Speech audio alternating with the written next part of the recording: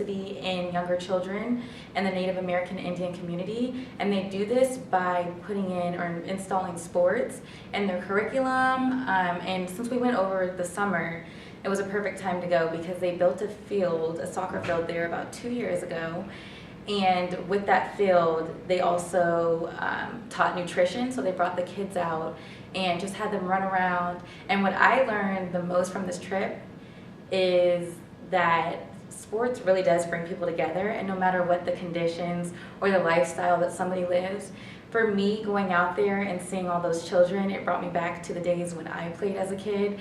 And it's just, you forget about everything else in the world and kind of just play your sport. And it definitely validated for me why I want to be a sports reporter. And besides that, I just had a great time learning about my classmates and dealing with different personalities. And I think that just overall, it was great people. We got a lot of help. And they were just great people in New Mexico, and that's what I learned. Hi, my name is Ann Snyder, and this is like a tail end of my time with the program at Georgetown, and was part of this field reporting class where we call ourselves Saxa Trail, and spent about 5 days in Albuquerque.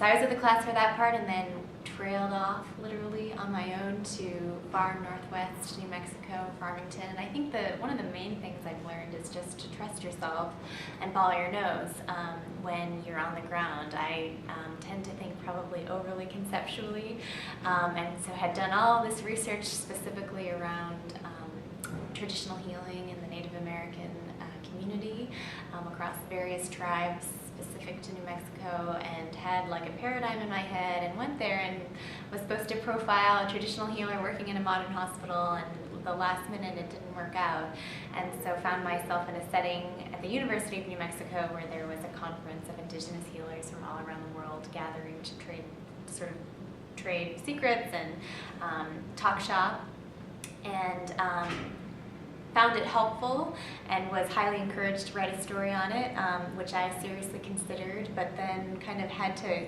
fall back on prior instincts and prior research to realize that wasn't exactly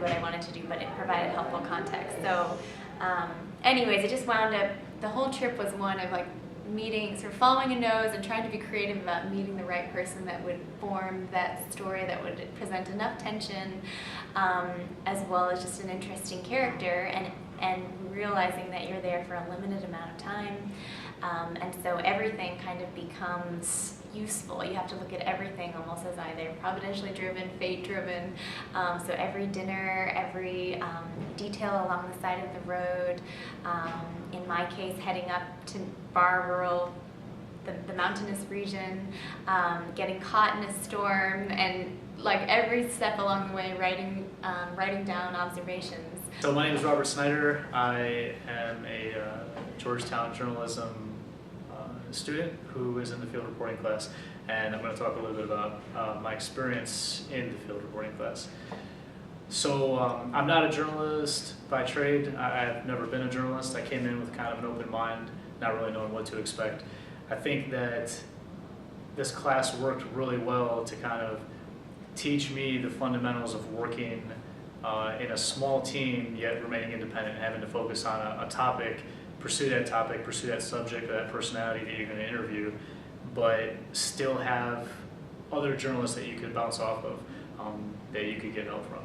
And I'm not only talking about the ones in the class, I'm also talking about the journalists that we ran into in New Mexico where we went this year.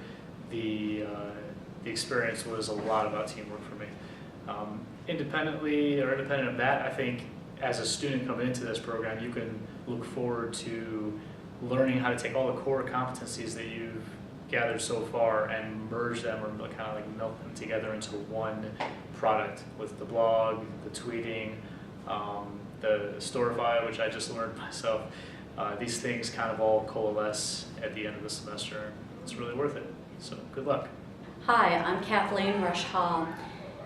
I had a unique experience in Albuquerque, New Mexico. I found a program called Art Therapy designed for homeless men, women, and children. It has a huge success rate. They take people who've been out on the streets, get them to produce pieces of work like this, which they end up selling, and in a very short amount of time, these people are back living in a home and living a healthy, happy, normal life. Most of the men and women I talked to were grateful for the experience that they had had in being homeless. They're happy having fewer possessions and a simpler life. This experience affected me very deeply.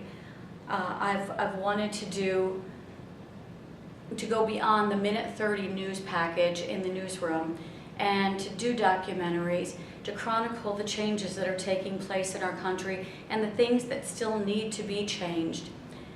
I'm excited about doing this story. I'm excited about my commitment to doing more social reform pieces and to getting people involved to change the fabric of this nation. I hope you'll join me on the Saxa Trail and find out more about art therapy in Albuquerque, New Mexico.